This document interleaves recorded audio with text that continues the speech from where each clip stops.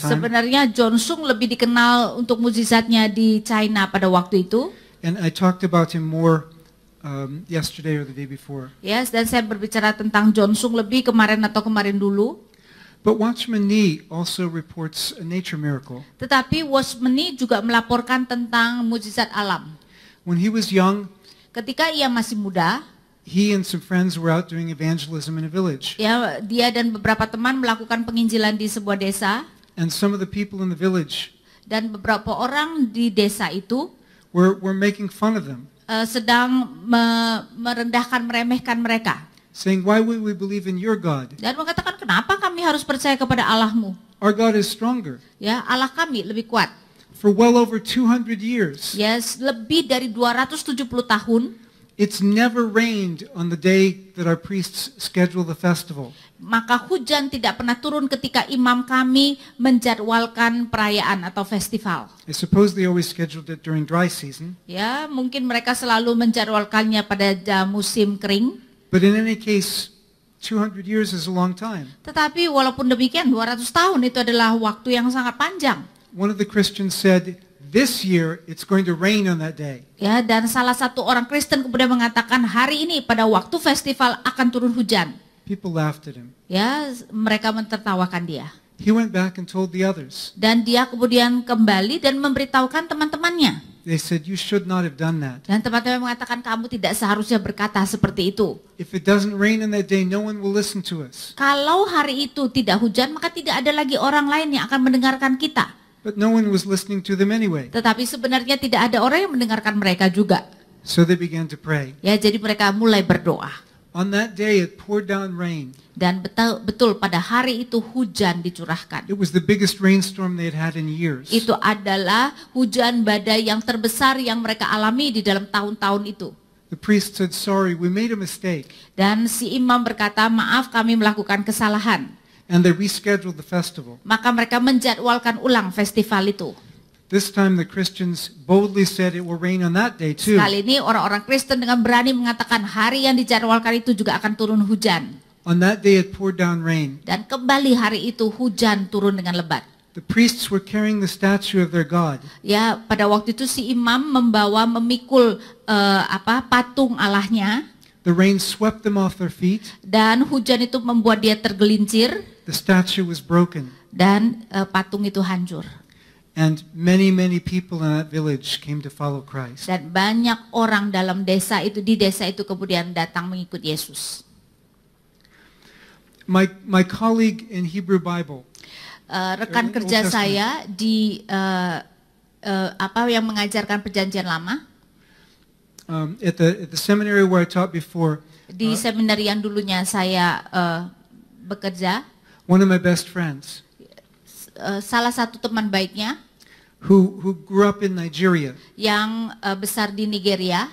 His father was planting churches in an unevangelized part of Nigeria. Ya, ayahnya itu mendirikan gereja-gereja di tempat-tempat yang belum pernah diinjili di Nigeria. When my friend was just a boy. Ketika teman saya itu masih seorang anak. And they had come to one village and were getting a house ready to live in. Dan mereka datang di satu desa dan menyiapkan satu rumah untuk mereka tinggal. But it was going to take 4 more days to get a roof on this home. Tetapi memerlukan 4 hari untuk memasang atapnya. Yet it was rainy season. Sedangkan itu adalah musim hujan. So people were making fun of him, Jadi orang-orang mentertawakan mereka. saying everything you have will get ruined. Ya, mengatakan wah segala sesuatu yang mereka kerjakan akan hancur semua. And the father said, "It's not going to rain, 1 drop of rain. Dan ayah kemudian mengatakan tidak akan ada setetes hujan pun. Not 1 drop of rain on this village until I have a roof on my house." Ya, tidak ada setetes hujan pun di desa ini sampai saya mempunyai atap di rumah saya. People laughed at him and left. Ya, semua orang tertawa dan pergi. He fell on his face and said, "Oh God, what have I done?" Dan kemudian dia menyadari juga dan bertanya pada Tuhan, Tuhan apa yang sudah aku lakukan?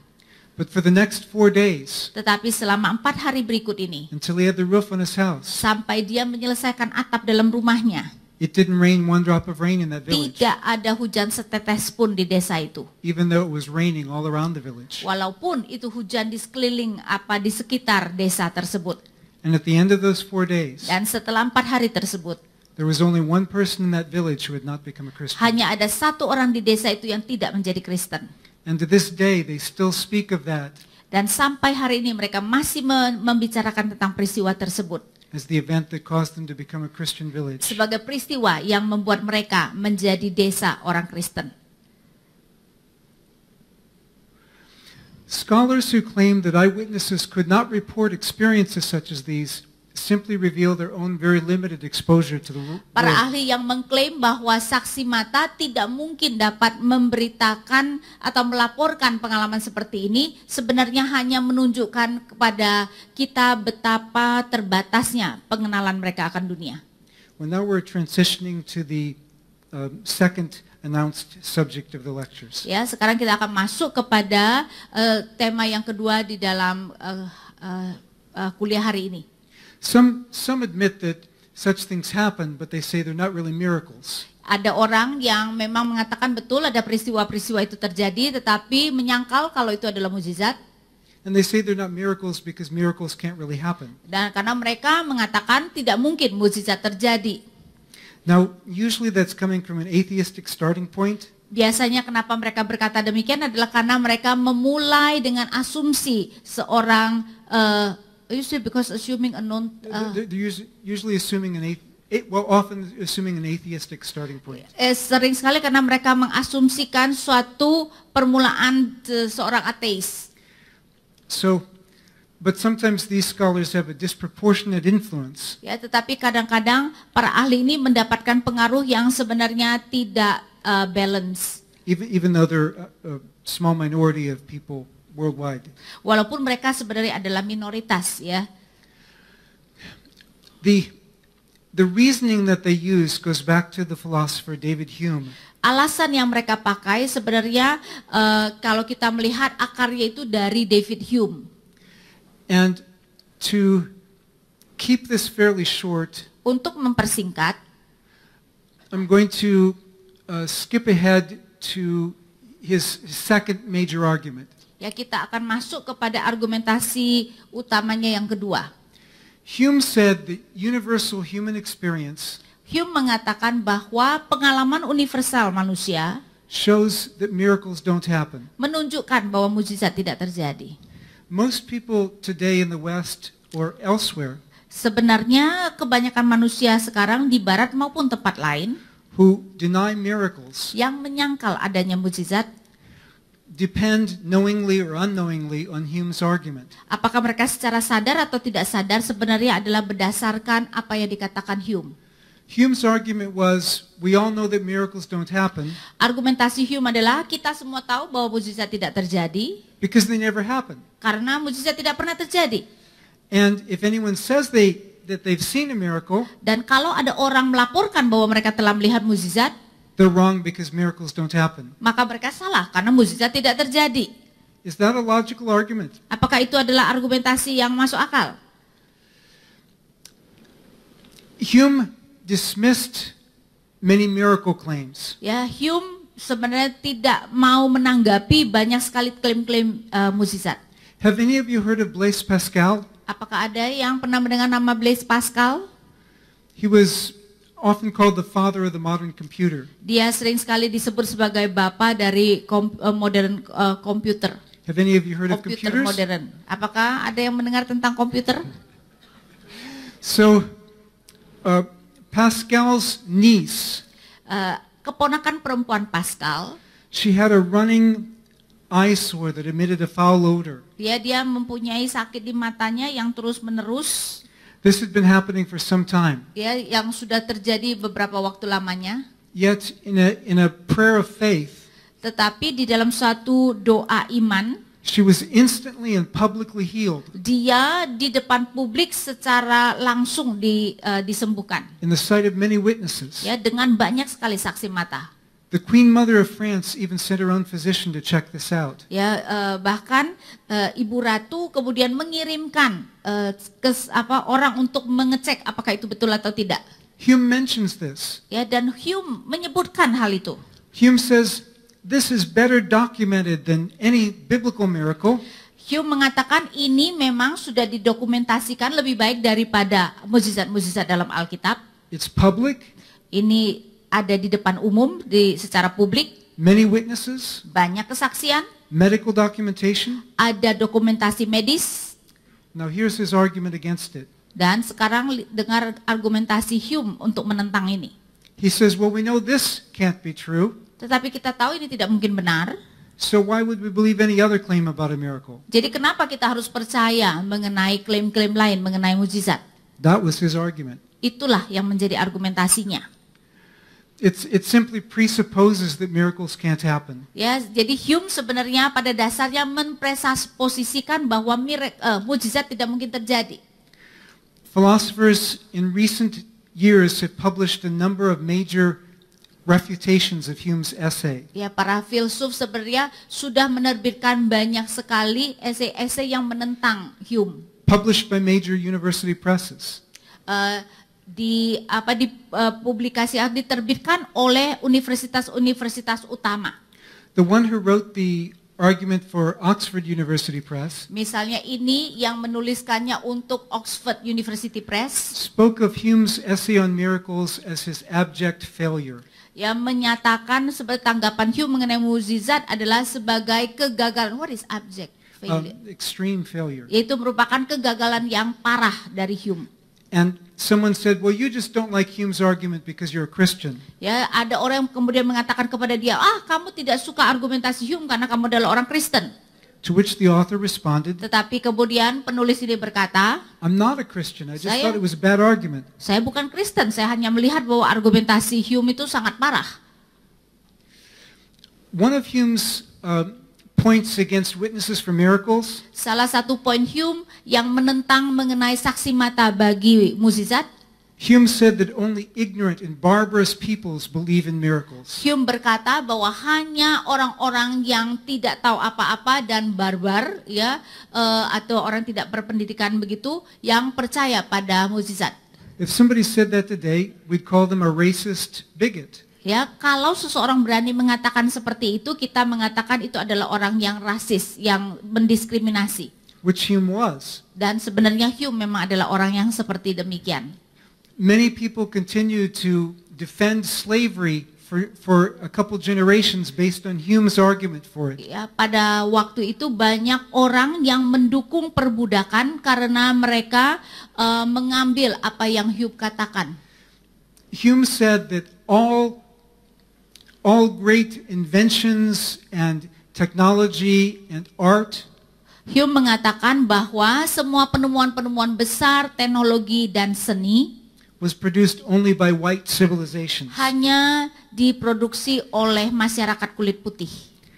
which was a very historically ignorant statement. Dan itu sebenarnya adalah pernyataan yang sangat buta terhadap sejarah. More recently, a generation ago, Ya, jadi yang masa sekarang, yaitu satu generasi yang lalu, Rudolf Bultmann's argument against miracles Rudolf Bultmann berargumentasi menentang mukjizat. was that mature modern people don't believe in miracles. Dia mengatakan bahwa manusia modern yang matang, yang dewasa tidak percaya kepada mukjizat. A lot of Bultmann's arguments have been refuted in the past generation. Ya, dan banyak sekali argumentasi Bultmann sebenarnya sudah ditolak oleh generasi sebelumnya. And by the time I was doing my doctoral work, the place had only one remaining follower of Bultmann. Ya, ketika saya melakukan doktoral saya, tempat saya hanya tinggal satu pengikut Bultmann. And I made the point that Bultmann doesn't make an argument against miracles. Ya, poin yang saya lakukan adalah bahwa Bultmann sebenarnya tidak memberikan argumentasi menentang mukjizat. He simply says no one in the modern world believes in miracles. Dia hanya mengatakan bahwa tidak ada orang di dunia modern yang matang yang akan percaya pada mukjizat. And thereby excludes from the modern world Dan itu berarti dia mengeluarkan dari dunia modern all traditional Jews, semua orang Yahudi tradisional, traditional Christians, orang Kristen tradisional, traditional Muslims, orang Islam tradisional, traditional tribal religions, suku-suku agama-agama suku tradisional, and everybody else who wasn't part of his mid-20th century Western elite. dan setiap orang yang tidak tercakup di dalam elit dia yang yaitu orang-orang di antara abad pertengahan ke-20 yang elit. In fact, he excluded from the modern world most of the PhD students in that class. Ya, bahkan seperti dia mengeluarkan dari definisi modern dunia modernnya hampir semua murid-murid PhD di kelasnya. Scholars from around the world have challenged his view as ethnocentric. Kebanyakan ahli seluruh dunia telah menantang pandangannya dan mengatakan itu adalah ethnocentric. Ethnocentric is like racially Ya, biased. ethnocentric yaitu bias secara ras. Justo Gonzalez, citing Latino churches, Justo Gonzalez misalnya dia mengutip mengenai Latin gereja-gereja America. Latino, uh, Amerika Latin, ya. shows that, hey, what Bultmann says can't happen happens all the time in our churches. Mengatakan bahwa apa yang Bultmann katakan tidak mungkin terjadi, sebenarnya terjadi, sering sekali terjadi di dalam gereja kami.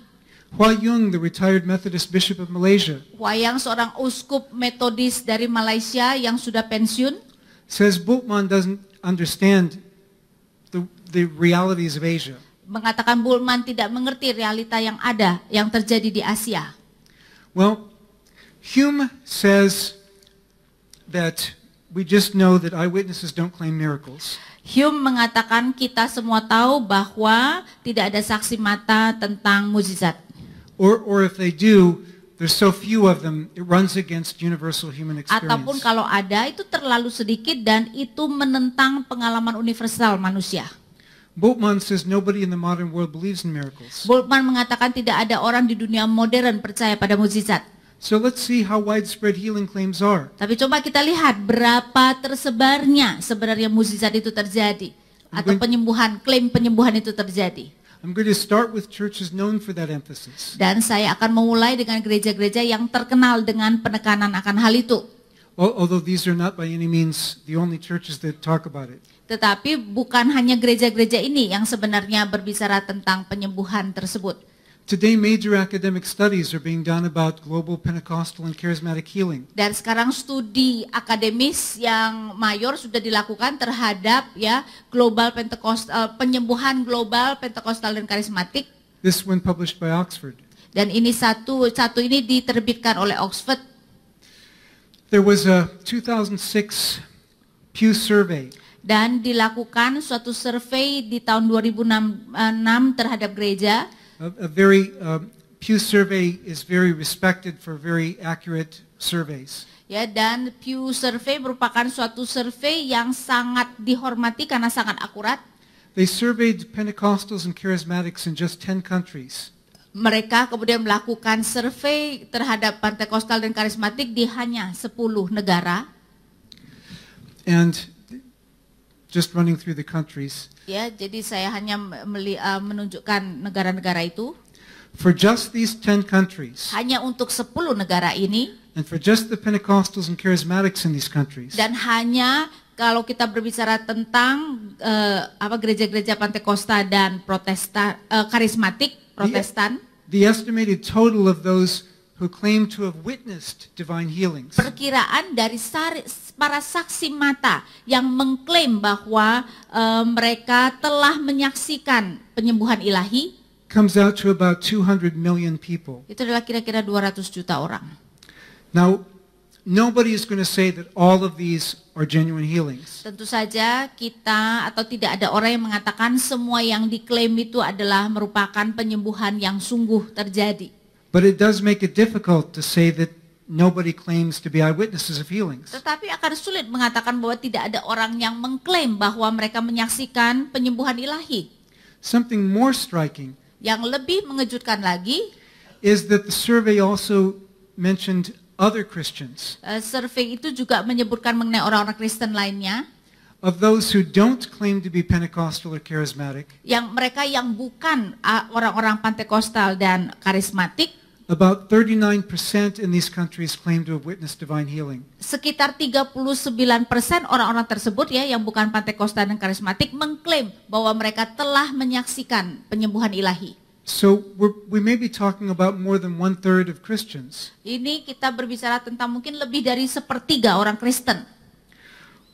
Now, surveys are estimates. Survei tentu saja adalah perkiraan. But it looks like we're talking about hundreds of millions of people. Tetapi sepertinya kita berbicara tentang ratusan juta orang.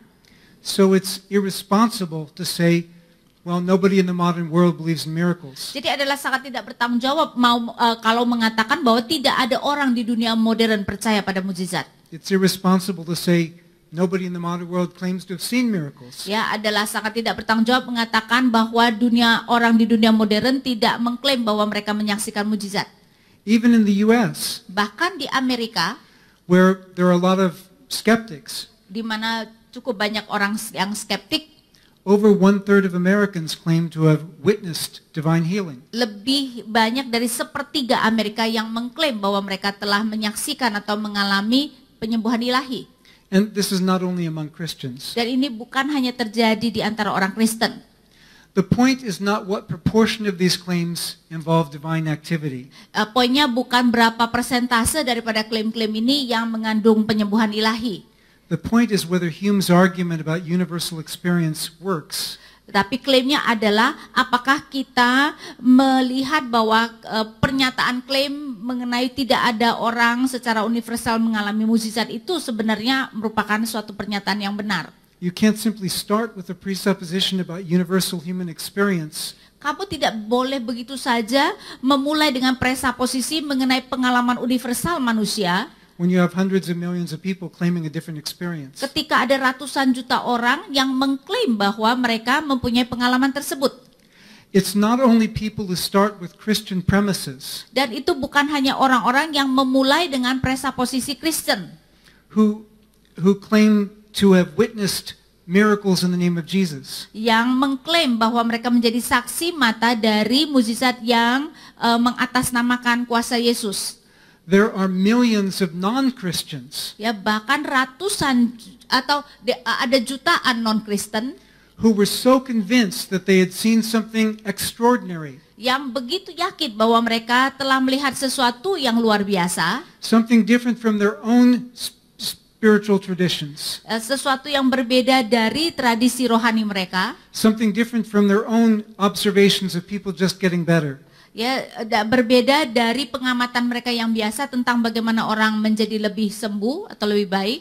Something so extraordinary that people changed centuries of their ancestral beliefs. Ya, begitu luar biasanya sehingga mereka sampai mengubah kepercayaan yang sudah ratusan tahun di dalam kepercayaan nenek moyang mereka. China was not one of the 10 countries surveyed, Cina tidak termasuk dari 10 negara yang disurvei tadi. but one source from within the China Christian Council about 10 years ago Tetapi satu sumber dari Council China kira-kira 10 tahun yang lalu suggested that roughly half of all new conversions in the previous 20 years mengatakan bahwa kira-kira 50% dari petobat-petobat baru di dalam tahun-tahun terakhir had been related to people experiencing healing in Jesus' name. itu berkaitan dengan orang-orang mengalami penyembuhan di dalam nama Yesus. Sources from within the rural house churches Kemudian sumber dari antara gereja-gereja rumah di pedesaan have estimated as high as 90%. memperkirakan bahkan sampai 90%. Now, I have no way to know whether it's 50% or 90% Saya tidak bisa tahu apakah itu 50% atau 90% or 20%, atau 20%. but it looks like we're talking about millions of people. Tetapi kelihatannya kita berbicara tentang jutaan manusia. A 1981 study Suatu studi pada tahun 1981 in what's now Chennai yang di tempat yang sekarang disebut Chennai said that 10% of the non-Christians that they interviewed mengatakan bahwa 10% dari orang-orang non-Kristen yang mereka interview had experienced healing when a Christian prayed for them in Jesus' name. telah mengalami penyembuhan ketika seorang Kristen kemudian mendoakan mereka dalam nama Yesus. In fact, one of my students, Bahkan salah satu murid saya, mahasiswa saya, a Baptist pastor, seorang pastor baptis, his church grew from a handful of people ya, jadi gerejanya itu berkembang dari tadinya hanya segelintir orang to about 600. menjadi sekitar 600 orang. Most of them because he was praying for them to be healed, Kebanyakan karena dia berdoa supaya mereka disembuhkan, and many of those who were healed Dan banyak dari mereka disembuhkan. converted to faith in Christ. Dan banyak dari mereka yang disembuhkan kemudian bertobat, percaya kepada Yesus. It's been estimated that roughly 70% Diperkirakan bahwa kira-kira 70% of rapid evangelical growth in the past 3 decades kira-kira 70% dari pertumbuhan yang sangat cepat di dalam orang-orang Injili di 30 tahun terakhir has been connected with signs and wonders. itu berkaitan dengan tanda-tanda dan mukjizat. Not exclusively, but most often, Tidak keseluruhannya, tetapi sering sekali atau paling sering this is associated with groundbreaking or new evangelism. ya penyembuhan ilahi atau mukjizat itu berkaitan dengan penginjilan yang pertama, maksudnya penginjilan di daerah yang belum pernah diinjili. Of course, God can do miracles anywhere, Tentu saja Allah dapat melakukan mukjizat di mana saja, but it seems to happen most often tetapi kelihatannya mukjizat paling sering terjadi is God is reaching out to people who have not heard the gospel before. ketika Allah sedang menjangkau orang-orang yang belum pernah mendengarkan Injil sebelumnya. Many of the church fathers claimed these same things happening back in their day. Banyak beberapa gereja mengklaim hal yang sama terjadi pada masa mereka. Historians have shown that the leading cause of conversion to Christianity Para sejarawan menunjukkan bahwa penyebab utama dari pertobatan ke dalam kekristenan in the 3rd and 4th centuries di dalam abad ketiga dan keempat was healings and exorcisms. adalah penyembuhan dan pengusiran setan. Some of the historians were disturbed to find that out. Ya, dan bahwa beberapa sejarawan mereka tidak suka dan kesal ketika mereka menemukannya. Now, in distinguishing divine miracles from non-divine miracles, Di dalam kitab membedakan itu adalah penyembuhan ilahi atau penyembuhan non ilahi. coming to the theology of it, Ya, kita masuk ke dalam teologinya. we talked some about some of this earlier. I won't repeat those things. Ya, ada hal-hal yang mungkin sudah kita bicarakan dan saya tidak akan mengulangnya. But look at the characteristics of our Lord's miracles. Tetapi coba lihat karakteristik daripada mukjizat Yesus. They were benevolent. Itu benevolent, itu untuk kebaikan. Most of them were healings Kebanyakan mukjizat itu adalah penyembuhan, and deliverances from demons, menyelamatkan orang dari penganiayaan iblis, and sometimes protection from storms. dan kadang-kadang perlindungan dari badai. Most of the miracles show us His compassion. Dan kebanyakan mukjizat itu menunjukkan kita belas kasihan Allah. They express God's love for us. Ya, menunjukkan kasih Allah kepada kita. They're not cursing people. Ya, itu bukan mukjizat yang mengutuk orang.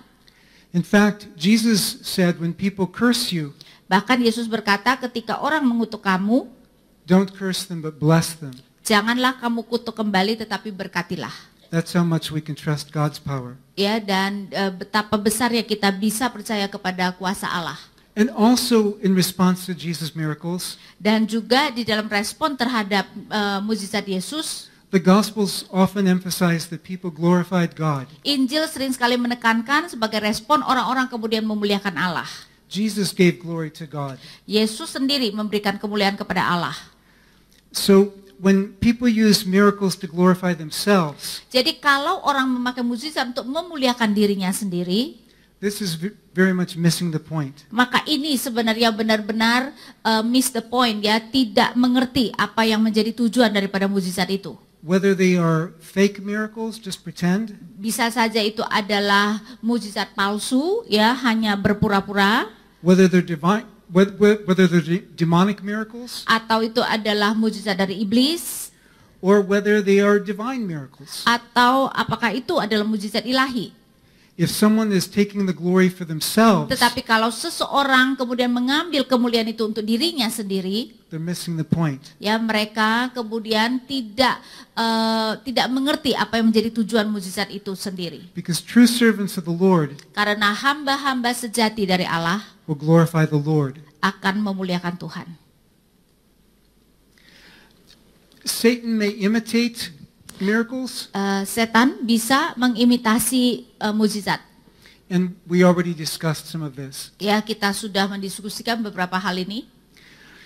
But we need to be careful when we're criticizing Christians who do miracles. Tetapi kita harus hati-hati ketika kita mengkritik orang-orang Kristen yang melakukan mukjizat. or Christians who are doing anything else. Atau orang Kristen yang melakukan hal yang lain. Nobody's perfect. Tidak ada yang sempurna. And so just because somebody's imperfect, Jadi hanya karena seseorang itu tidak sempurna, or just because you don't agree with them, atau hanya karena kita tidak setuju dengan pandangan dia, doesn't make them a false prophet. tidak menjadikan seseorang itu nabi palsu. There really are false prophets. Tapi kita harus mengerti, benar ada nabi palsu. And sometimes they're fairly obvious, Dan kadang-kadang itu sangat jelas mereka adalah nabi palsu, and sometimes they're not. tetapi kadang-kadang mereka terselubung sehingga tidak terlalu jelas. But sometimes, Tetapi kadang-kadang, sometimes there are people who have been falsely accused. kadang-kadang ada orang yang sebenarnya dituduh secara salah. Both in Paul's letters and in the book of Acts, Baik di surat-surat Paulus maupun di Kisah Rasul, we see that Paul was falsely accused. kita melihat bahwa Paulus dituduh secara salah. And so sometimes when you're doing a work for the Lord, Jadi kadang-kadang ketika kamu berkarya bagi Tuhan, false rumors will spread ya rumor yang salah, yang tidak benar akan tersebar, because Satan likes to stir division. karena setan sering sekali mau menyebabkan perpecahan. Even in the case of somebody who had sinned, Ya bahkan di dalam kasus seseorang yang telah berdosa, in 2 Corinthians chapter 2, di dalam 2 Korintus 2, when the person repented, ketika orang itu bertobat, Paul said, forgive him, Paulus berkata, ampunilah dia. because we know that the devil likes to divide believers. Karena kita tahu bahwa iblis senang sekali memecah belahkan orang-orang percaya. In Ephesians chapter 4, Di dalam Efesus 4, when it talks about resisting the devil, ketika Paulus berbicara tentang kita harus melawan atau menolak iblis, the context of this, konteksnya adalah don't slander each other. jangan memfitnah satu dengan yang lainnya. Don't speak evil about one another. Jangan berbicara hal yang buruk tentang orang lain. Love one another. Kasihilah sesama. Forgive one another. Ya, salinglah mengampuni. And sometimes we have churches with different gifts Dan kadang-kadang kita mempunyai gereja-gereja dengan karunia-karunia yang berbeda, that criticize one another, yang saling mengkritik. when really we need to work together for God's kingdom. Padahal seharusnya kita harus bekerja sama untuk kemuliaan kerajaan Allah. I mean, you may hear of a group of churches, Ya, saudara mungkin mendengar ada grup gereja-gereja, and some of the churches in that group maybe have some very, very strange ideas. ya, dan mungkin ada kelompok-kelompok di dalam grup itu mempunyai ide-ide yang sangat aneh. But some others may be our brothers and sisters we need to work with. Tetapi mungkin yang lain adalah saudara-saudara seiman yang harus kita bisa bekerja sama. Jesus' chief commandment Perintah utama Yesus is love. adalah kasih. And we always need to keep that foremost. Ya, dan kita harus selalu paling mengingat itu. As for false prophets, Sedangkan mengenai nabi-nabi palsu, if they call us to other gods, clearly the false prophets. jika nabi-nabi itu mengajak kita untuk menyembah Allah lain, jelas mereka adalah nabi palsu. 1 John says it's a false spirit 1 Yohanes mengatakan itu adalah roh yang palsu if they deny that Jesus is the Messiah, kalau menyangkal Yesus adalah Mesias, or deny that Jesus came in the flesh. atau kalau menyangkal Yesus datang di dalam daging. Paul says if a spirit says Jesus is accursed, it's false. Paulus berkata kalau ada roh yang menyatakan terkutuklah Yesus, itu adalah roh palsu. There are also false prophets if they promote immorality. Dan itu juga adalah nabi palsu jika mereka mengajak kita melakukan hal-hal yang tidak bermoral. We see that in Revelation and elsewhere. Ya, kita bisa melihatnya di Wahyu dan tempat lain. In 2 Peter chapter 2, Di dalam 2 Petrus pasal 2, it says that just as there were false prophets before, sama seperti sebelumnya ada nabi-nabi palsu, so there are false teachers among you maka sekarang ada guru-guru palsu di antara kamu who come in to exploit you because of their own greed. yang datang untuk mengambil keuntungan dari kamu karena keserakahan mereka. Those who exploit God's people Mereka yang mengambil untung dari umat Allah are false prophets. adalah nabi palsu. But again, Tetapi sekali lagi, slander and gossip are very serious sins. fitnah dan gosip adalah dosa-dosa yang sangat serius. So we need to be careful whom we call a false prophet. Karena itu kita harus sangat hati-hati siapa yang kita panggil atau sebut sebagai nabi palsu. You can't just assume every accusation is true without checking them out. Kita tidak boleh mengasumsikan setiap tuduhan yang diberikan orang itu adalah benar tanpa kita mengujinya. 1 Timothy says, don't accept an accusation against an elder 1 Timotius 5 mengatakan jangan menerima tuduhan apapun yang dilontarkan terhadap seorang penatua unless you have sufficient evidence. kecuali kamu mempunyai bukti yang cukup. But when you find somebody really is living in sin, Tetapi ketika kamu menemukan seseorang benar-benar hidup di dalam dosa, correct them in front of everyone kamu seharusnya kemudian memperbaikinya di depan semua orang. so that others may realize there's consequences for their sin. Ya, jadi maksudnya menghukumnya di depan semua orang supaya orang lain kemudian takut untuk melakukan dosa yang sama. Now, I don't know the Indonesian context very well, Saya tidak tahu mengenai konteks Indonesia dengan baik, but some people have asked me to be practical. tetapi beberapa orang meminta saya untuk melakukan hal-hal yang praktis.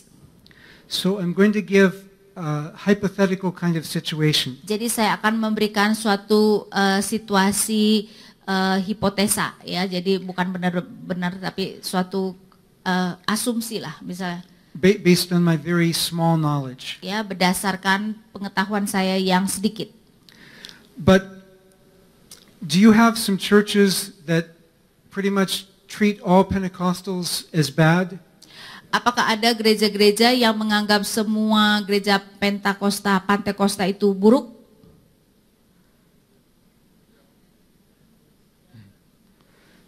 Some of you are saying yes. Ya, ada yang mengatakan ya. Do you have some Pentecostals who treat as spiritually inferior all people who don't have their gifts? Apakah ada orang-orang Pantekosta yang menganggap orang lain yang tidak mempunyai karunia mereka sebagai kelas 2 atau kelas lebih rendah? The Bible says Alkitab berkata, that we're to preserve the unity of the Spirit in the bond of peace. kita seharusnya memelihara kesatuan roh di dalam kesatuan roh itu. That's in Ephesians 4. Dan itu ada di dalam Efesus 4. And it's based on something that Paul said already in 2 chapters earlier. Dan itu sebenarnya berdasarkan kepada apa yang sudah Paulus katakan 2 pasal sebelumnya. Where Christ died to make us one. Di mana dikatakan bahwa Kristus mati untuk membuat kita menjadi satu. It hurts him for us to be disunited. Jadi sebenarnya menyakiti hati Tuhan ketika kita tidak bersatu. By united, I don't mean that we all have to go to the same church. Ya, dengan bersatu saya tidak memaksudkan kita semua harus pergi ke gereja yang sama. We don't all even have to agree on everything. Kita bahkan tidak perlu harus setuju semua hal. In Romans chapter 14, Di dalam Roma 14, it speaks of people with different food customs. ya dibicarakan tentang orang-orang dengan kebiasaan makan yang berbeda atau makanan yang berbeda. And different holy days. Ya, dan hari-hari raya atau hari-hari raya yang berbeda. And Paul says, don't be divided over these things. Dan Paulus berkata, jangan gara-gara hal itu kita terpecah. Respect one another. Ya, hormatilah yang lain. Because if we are following the same Lord Jesus, Karena jika kita mengikuti Tuhan Yesus yang sama, then we are brothers and sisters in Christ. maka kita adalah saudara-saudara seiman dalam Kristus. He shed his blood to make us one. Ya, dia menumpahkan darahnya untuk menjadikan kita satu. We are free to debate with one another. Kita bebas untuk saling berdebat, ya, berdebat satu dengan yang lainnya. We're free to disagree with one another. Kita bebas untuk tidak setuju satu dengan lainnya. But we should love one another enough Tetapi kita seharusnya cukup mengasihi satu dengan yang lainnya, that we would even give our lives for one another. ya, sehingga kita bahkan bersedia memberikan nyawa kita bagi yang lainnya. Now, that's not to say that everybody who claims to be Christian is one. Ya, itu tidak berarti bahwa semua orang yang mengklaim menjadi Kristen adalah satu. But sometimes we have stereotypes that we need to get over. Tetapi kadang-kadang ada stereotip yang kita harus atasi, ya, atau maksud kita hindari. And I'm ready for the next set of slides. Ya, sekarang kita masuk kepada slide yang lain. I'm not sure how much time I have Tunggu. left. 17 minutes? Okay, thanks. Nope, that's not mine.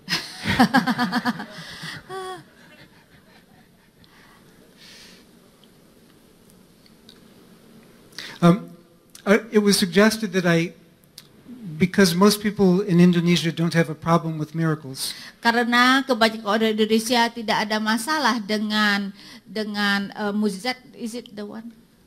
I'll get there. Because most people in Indonesia don't have a problem with miracles, Karena kebanyakan orang Indonesia tidak ada masalah dengan mukjizat, that I should spend a little bit more time on the theology of miracles. karena itu kita seharusnya masuk lebih banyak ke dalam teologi mukjizat.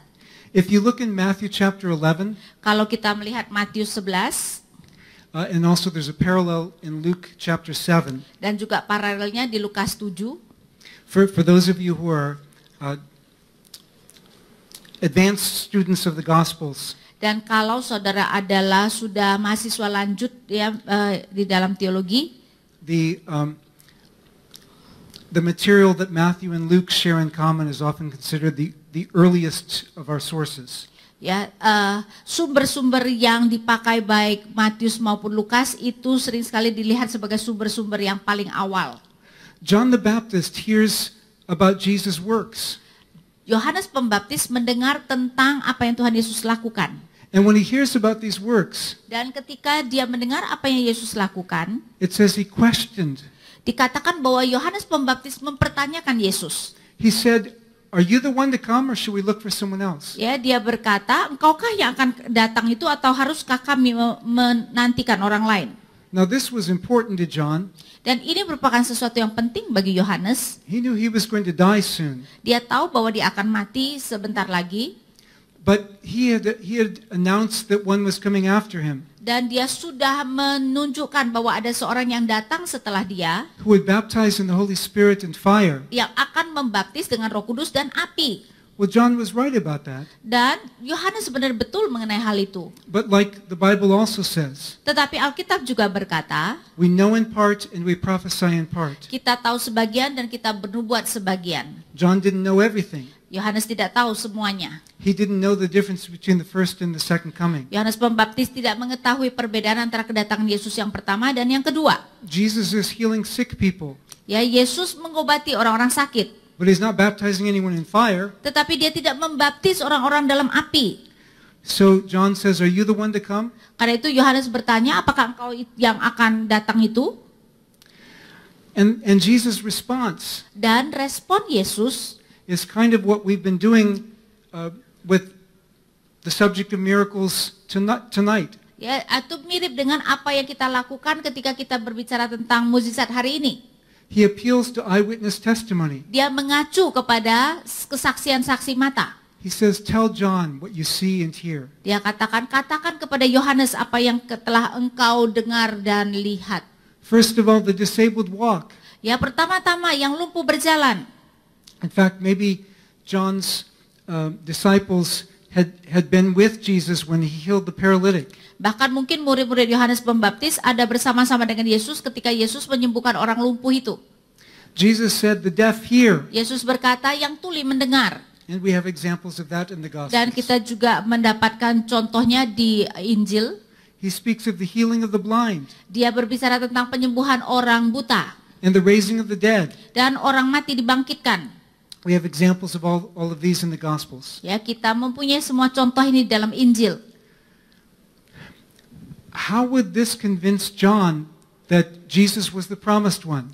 Bagaimana ini bisa meyakinkan Yohanes Pembaptis bahwa Yesus adalah yang dijanjikan itu? Because Jesus uses the words of Scripture Karena Yesus memakai firman Allah yang ada di dalam Alkitab to explain these healings. untuk menjelaskan penyembuhan yang dia lakukan. He's quoting from Isaiah chapter 35 Dia mengutip dari Yesaya 35 and Isaiah chapter 61. dan Yesaya 61. And the context of these passages, Dan konteks daripada kedua teks ini, the healing of the sick is just a sample. bahwa penyembuhan dari orang-orang sakit itu hanyalah sebagai contoh. Because the context is the restoration of God's people. Karena konteksnya sebenarnya adalah pemulihan daripada umat Allah. The context is a new heaven and a new earth. Konteksnya adalah langit baru dan bumi baru. Jesus' healings Penyembuhan Yesus were just a sample, hanyalah contoh saja. just a foretaste of what God had promised. Hanyalah cicipan awal saja dari apa yang sudah Tuhan janjikan. Because God has promised the whole renewal of this earth. Karena Allah telah menjanjikan pemulihan, ya, pembaharuan daripada keseluruhan bumi ini. Scholars often speak of how the kingdom is already and also not yet. Para ahli sering sekali berkata bahwa kerajaan ini sudah datang, tetapi not yet, belum dalam kepenuhannya. Like Jesus' parable of the mustard seed. Ya, seperti perumpamaan Yesus tentang biji sesawi. Or Hebrews chapter 6 Atau Ibrani pasal 6. says we have tasted of the powers of the age to come. Dan mengatakan kita telah mencicip kuasa mengenai masa yang akan datang. Or 1 Corinthians chapter 2. Atau 1 Korintus 2. Paul says, eye is not seen. Paulus berkata, eyes have not seen, mata belum melihat, Ears have not heard. ya, telinga belum mendengar. Neither has it entered the human heart. Begitupun juga hati manusia. The things that God has prepared for those who love Him. Ya, belum mengerti apa yang telah Allah siapkan untuk mereka yang mengasihi Dia. But Tetapi God has revealed them to us by His Spirit. Allah telah menyatakan, mewahyukan kepada kita melalui rohnya. Paul elsewhere says we have received the down payment of the Spirit. Paulus mengatakan kita sudah menerima deposit atau panjar dari apa yang Allah berikan. We have a foretaste of the promised world to come. Kita mempunyai cicipan awal dari janji yang akan datang tersebut. And that's why miracles are so precious to us. Dan kenapa, itulah mengapa mukjizat itu begitu berharga bagi kita. It's not a blessing only to the person who receives the miracle. Karena itu bukan hanya soal berkat kepada mereka yang menerima mukjizat. When God does a miracle for anyone, Ketika Allah melakukan mukjizat untuk setiap orang, it's a blessing to every one of us. itu adalah ketika Allah memberikan mukjizat kepada seseorang, itu adalah berkat bagi kita semua. Because it's a reminder of God's promise to all of Karena us. itu adalah mengingatkan kita kepada janji Allah kepada setiap kita. It's a reminder that the King who has come Ini adalah suatu mengingatkan kita tentang seorang raja yang telah datang. the King who introduced His kingdom, Seorang raja yang telah memperkenalkan kerajaannya. is coming back to establish His kingdom fully. Dan dia akan datang kembali untuk meneguhkan kerajaannya dalam kepenuhannya. When God heals anyone, Ketika Allah menyembuhkan seseorang, that healing in this life is temporary. maka penyembuhan di dalam kehidupan itu hanya temporer saja, sementara saja. If the Lord tarries, we will all die. I'm sorry. If the Lord doesn't come back right away, we all die. Ya, kalau Tuhan Yesus tidak datang dengan segera, semua kita akan mati. So healings in this life are temporary. Jadi penyembuhan di dalam kehidupan kita hanyalah sementara saja. They're a great blessing, Itu adalah berkat yang besar, but what they point to tetapi apa yang ditunjuk oleh berkat itu is a time when there will be no more suffering, adalah waktu di mana tidak akan ada lagi penderitaan. a time when death will be no more, Adalah waktu di mana tidak ada lagi ada kematian. a time when our Lord will wipe away every tear from our eyes. Waktu di mana Tuhan akan menghapuskan setiap air mata dari muka kita. The Lord is already with us, Tuhan sudah beserta kita. and He gives us these as a reminder. Dan Dia memberikan semua ini sebagai suatu sebagai suatu ingatan untuk mengingatkan kita. Sometimes we feel broken if we don't receive a particular miracle. Ya, kadang-kadang kita merasa hancur ketika kita tidak menerima mukjizat tertentu. Well, sometimes you may get the miracle later, Kadang-kadang mungkin kamu akan mendapatkan mukjizat itu di kemudian hari. but whether or not we get that miracle, Tetapi apakah kita menerima atau mendapatkan mukjizat itu atau tidak, someday there is perfect healing for all of us. suatu hari akan ada suatu penyembuhan yang sempurna bagi semua kita.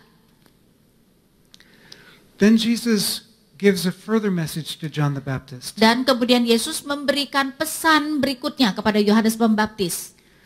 He warns of, says, "Blessed are those who keep from stumbling over me." Dan dikatakan berbahagialah orang yang tidak menjadi kecewa dan menolak aku.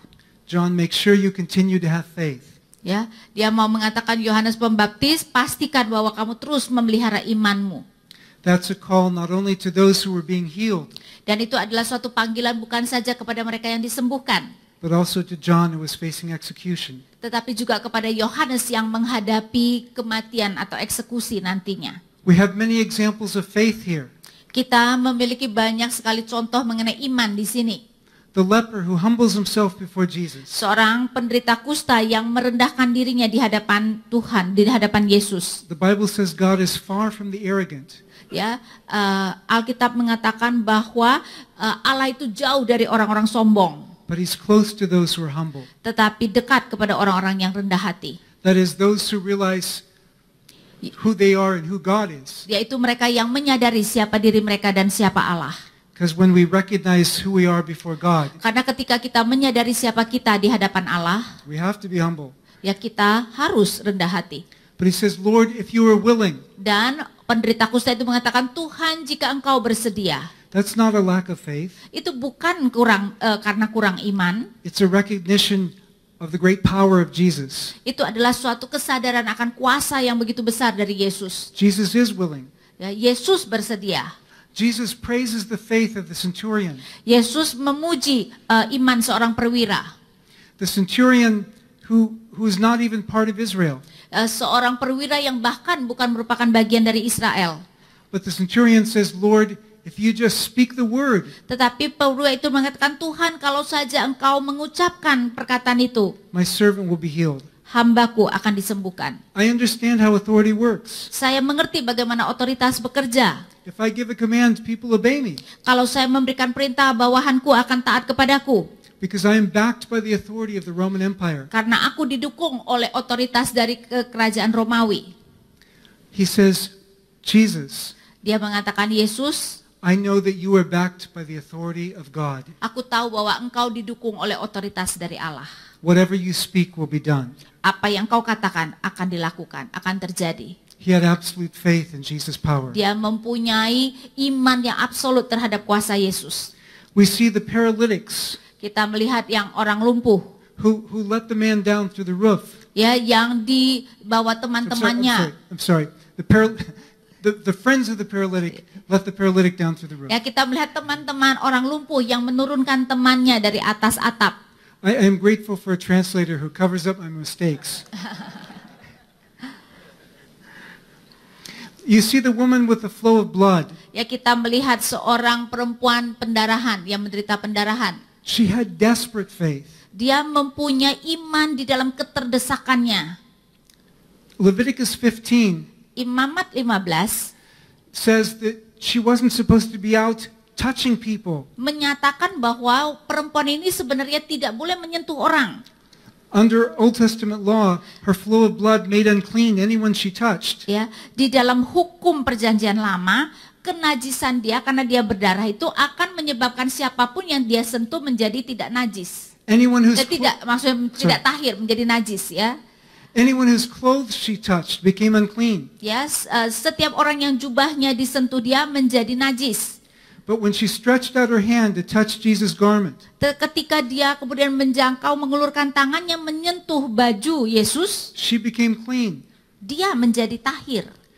And Jesus turned and made her confess what she'd done. Dan Yesus kemudian berbalik dan membuat perempuan itu harus mengakui apa yang telah dia lakukan. Even though in the eyes of others, Walaupun di mata orang lain, that may have made Jesus appear unclean. itu sebenarnya akan membuat Yesus kelihatannya menjadi najis, ketidak tahir. But Jesus was not ashamed Tetapi Yesus tidak malu to be identified with her uncleanness, untuk diidentifikasikan dengan ketidaktahirannya, to make her clean. supaya bisa membuat perempuan itu tahir. In the same way, Jesus was not ashamed to be identified with us Dengan cara yang sama, Yesus tidak merasa malu diidentifikasikan dengan kita in our brokenness, di dalam kehancuran kita, so that he could make us whole. supaya dia dapat membuat kita menjadi sempurna.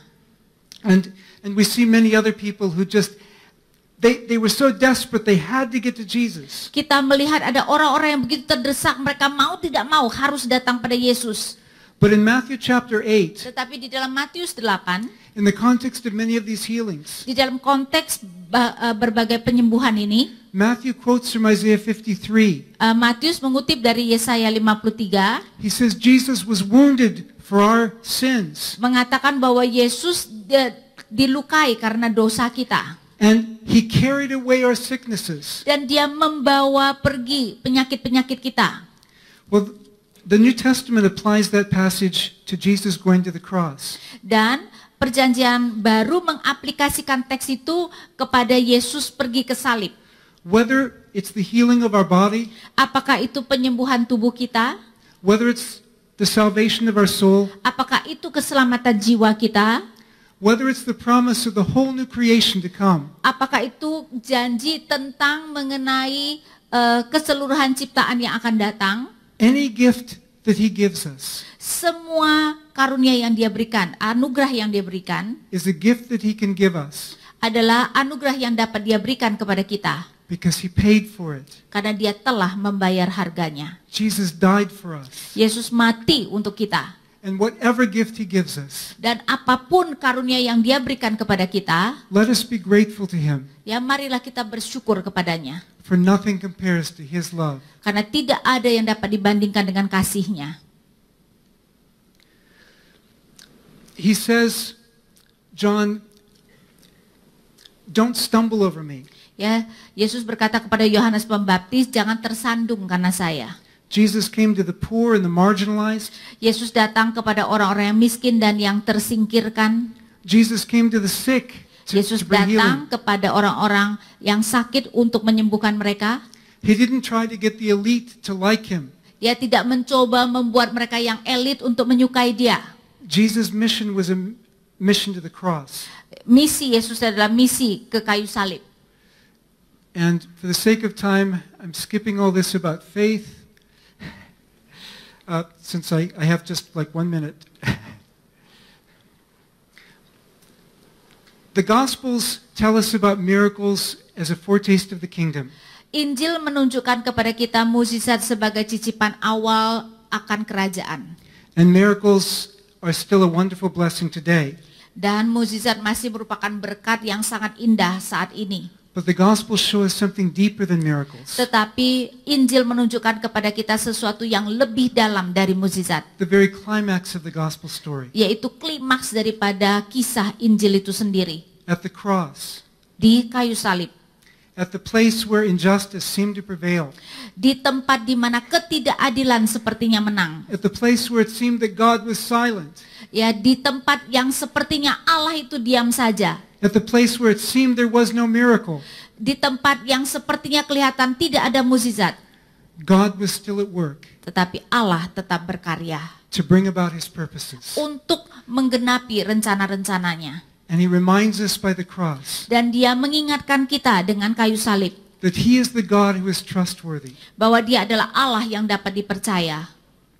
And that whether we see a miracle right now Apakah kita melihat mukjizat saat ini or whether we don't, atau kita tidak melihatnya, real faith iman yang sejati is depending on the God who is dependable. adalah bergantung kepada Allah yang dapat dipercaya.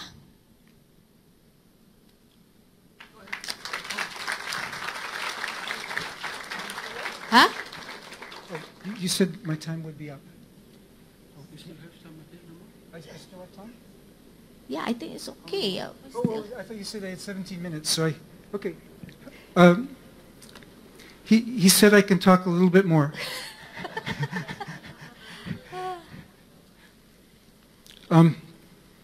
Just to say something about faith, Ya, saya mau berbicara sedikit mengenai iman. because miracles are often associated with faith in the Gospels. Karena mukjizat sering sekali dikaitkan dengan iman di Injil. Although in the Gospel of John, Walaupun di Injil Yohanes, more often God produced faith by miracles. sering sekali malahan Allah menimbulkan iman dengan mukjizat. And sometimes in the Gospels, Dan kadang-kadang di dalam Injil-Injil, miracles happen despite people's lack of faith. ya mukjizat terjadi walaupun umat tidak beriman. I mean, if you think about who had faith to make the burning bush burn in Moses' day. Kalau kita memikirkan siapa yang mempunyai iman yang bisa membuat semak belukar itu menyala pada zaman Musa. But at least in the West, Tetapi setidaknya di Barat, we often have a wrong understanding of what faith is. kami sering sekali mempunyai kesalahpahaman tentang iman. We often think of faith as something like make-believe with your imagination. Kadang-kadang kami berpikir iman itu adalah kamu membuat dirimu percaya dengan imajinasimu. But that's not biblical faith, Tetapi itu bukan iman Alkitabiah. because it matters what object your faith is in. Karena yang penting adalah objek dari imanmu itu. If your faith is in something false, it doesn't help. Kalau imanmu itu kemudian mempunyai objek yang salah, maka iman itu tidak membantu apa-apa. In the West, people began to think of faith as something subjective, Ya, di Barat orang mulai memikirkan iman itu sebagai sesuatu yang subjektif. a leap into the dark of uncertainty. Suatu lompatan di dalam kegelapan, di dalam ketidaktentuan. But that's not what biblical faith is about. Tapi itu bukan iman Alkitab. God is the truth, Allah adalah kebenaran. and faith is a deliberate step into the light of God's truth. Dan iman adalah dengan sengaja kita melangkah kepada cahaya kebenaran Allah. Faith isn't working up a feeling. Iman bukannya kita membuat perasaan kita menjadi perasaan tertentu. It's not trying to suppress our doubt, Dan itu bukan, iman itu bukan menekan keraguan kita. as if we're supposed to have faith in our faith, Ya, seakan-akan kita seharusnya beriman pada iman kita itu sendiri. as if we might say, well, I don't have enough faith for this. Ya, seakan-akan kita berkata, aduh, aku tidak mempunyai cukup iman untuk ini. It's not how big our faith is, Bukan masalah berapa besar iman kita. because Jesus said it only takes a mustard seed of faith. Karena Yesus berkata hanya memerlukan iman sebesar biji sesawi. It's not how big is our faith. Bukan berapa besar iman kita. It's how big is the God in whom is our faith. Tetapi berapa besar Allah yang kepadanya kita beriman. He's worthy of our trust, Dia layak untuk kita percaya. and faith is simply recognizing that. Dan iman sebenarnya secara sederhana adalah menyadari akan hal itu. And some of us are stronger for faith for some things than others. Ya, beberapa dari kita mempunyai iman yang lebih kuat untuk hal-hal tertentu daripada hal-hal yang lain. But we start with those things where God has gifted us, Tetapi kita memulai dengan hal-hal yang telah Allah berikan kepada kita. and we grow from there. Dan kita bertumbuh dari sana. So I think, does he want to ask questions? Hah? Did you want to do questions? Yeah. If you wanted to do questions, you can.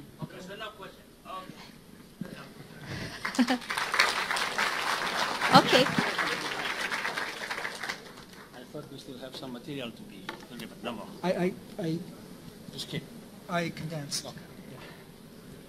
Jadi Bapak ini bilang dipadatkan. Ya.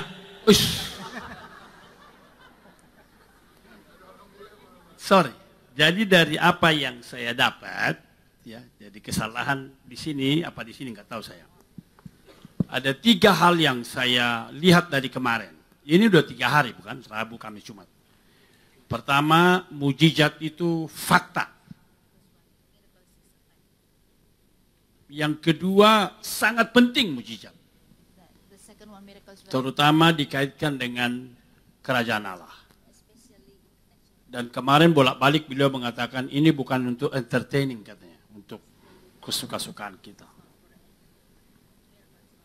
Dan doa saya kemarin waktu pulang adalah kiranya kita semua mengalami banyak mujizat.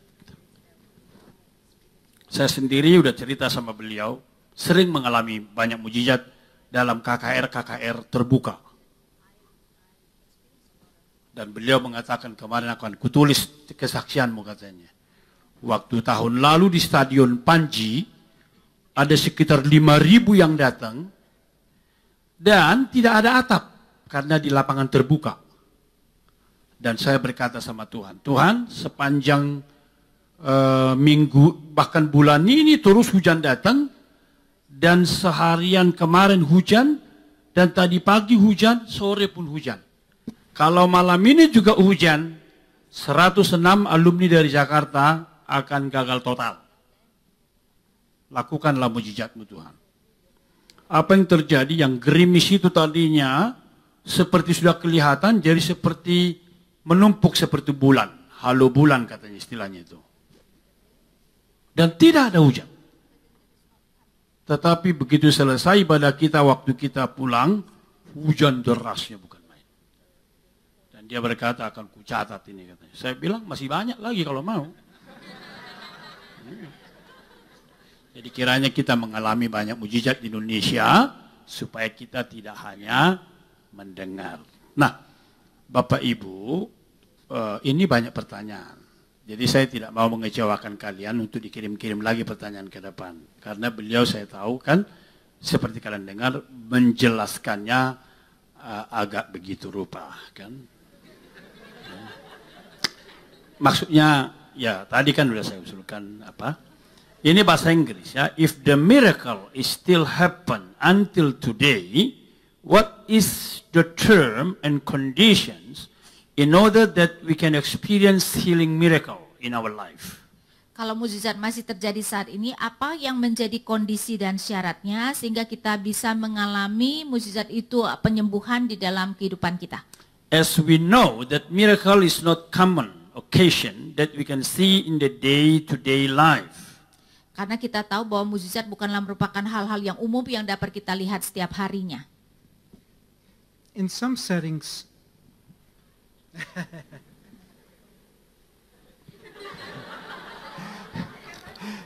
in some settings, miracles actually are common. Ya, di dalam beberapa setting, beberapa tempat, mukjizat itu menjadi sesuatu yang umum. Especially as in the Gospels and Acts where new ground is being broken for the kingdom. Terutama kalau kita melihat di Injil dan Kisah Rasul di mana penginjilan pertama itu dilakukan di suatu daerah. I had some friends, they just wanted to see God do mighty works. Ya, saya mempunyai beberapa teman di mana mereka mau melihat Allah melakukan perbuatan-perbuatan dahsyatnya. So they went to the poorest country that they knew, Jadi mereka pergi ke negara-negara termiskin yang mereka tahu. which at that time was Mozambique. Dan pada waktu itu adalah Mozambik. And they went among people who were not believers in Jesus. Ya, dan mereka pergi di tengah-tengah orang-orang yang bukan merupakan orang percaya. People who needed the gospel. Mereka yang membutuhkan Injil. For, I think it was a couple years, Untuk saya rasa kira-kira 2 tahun, one of them kept praying for people to be healed, ya satu dari mereka terus berdoa supaya orang disembuhkan. and nobody got healed. Tetapi tidak ada seorang pun yang disembuhkan.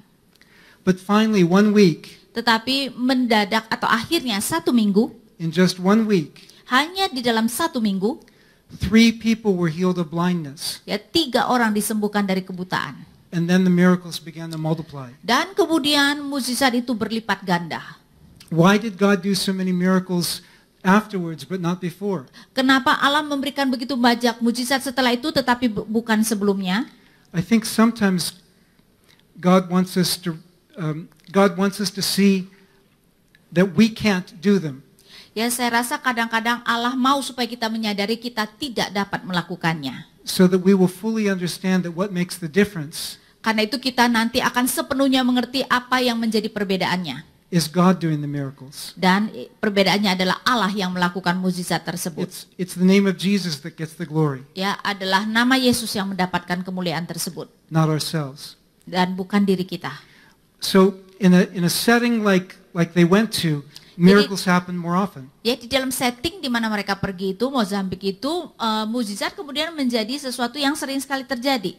And of course, in other settings as well, we do receive many answers to prayer. Dan di dalam setting yang lain pun kita menerima banyak sekali jawaban doa. It doesn't have to be dramatic to be an answer to prayer. Tetapi jawaban doa sebenarnya tidak harus selalu dramatis. But in terms of healings in the church, Tetapi berkaitan dengan penyembuhan di dalam gereja, we have the instructions in James chapter 5. kita mendapatkan instruksi daripada Yakobus pasal 5. We also read about gifts of healings in 1 Corinthians 12. Dan kita juga diberikan mengenai karunia menyembuhkan di dalam 1 Korintus 12. In 1 Corinthians 12, we have different gifts. Ya, di dalam 1 Korintus 12 kita mempunyai karunia-karunia yang berbeda.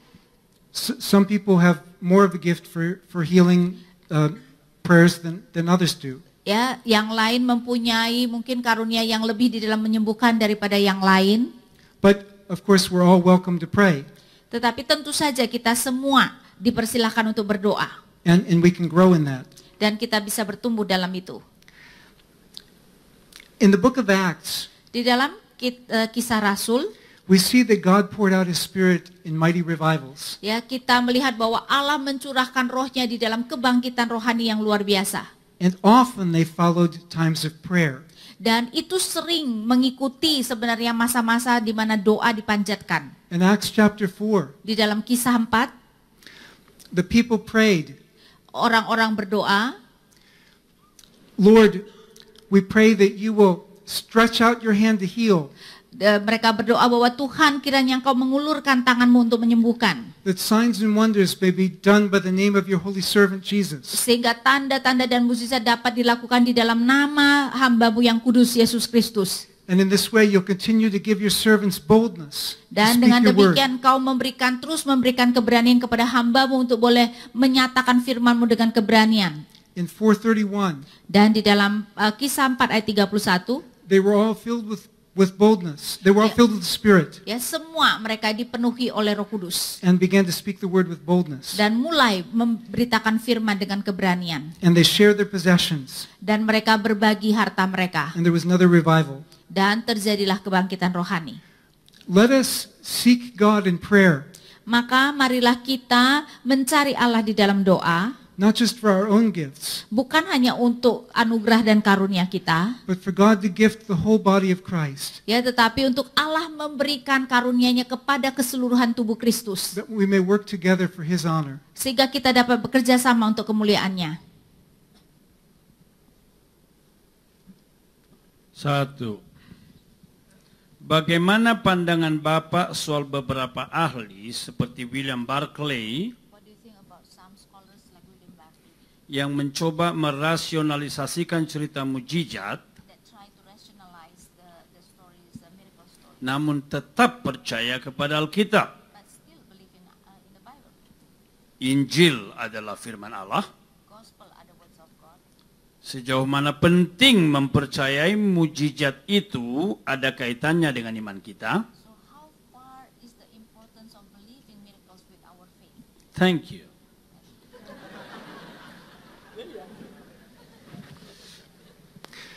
As I mentioned earlier, the influence of rationalization of miracles Seperti saya katakan, pengaruh dari merasiokan mukjizat, goes back to David Hume, yaitu berakar pada David Hume, and in gospel studies especially to David Strauss.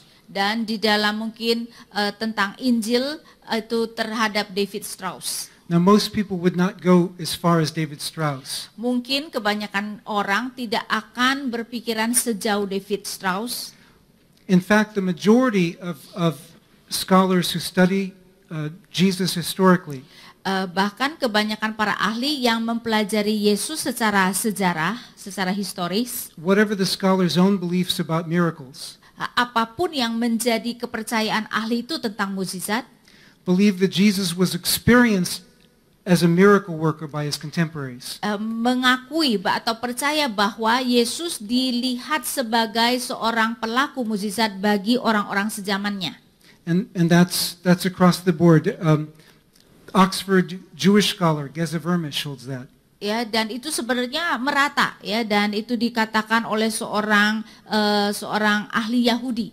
Scholars who don't believe in miracles still think that people believe they were experiencing miracles through Jesus.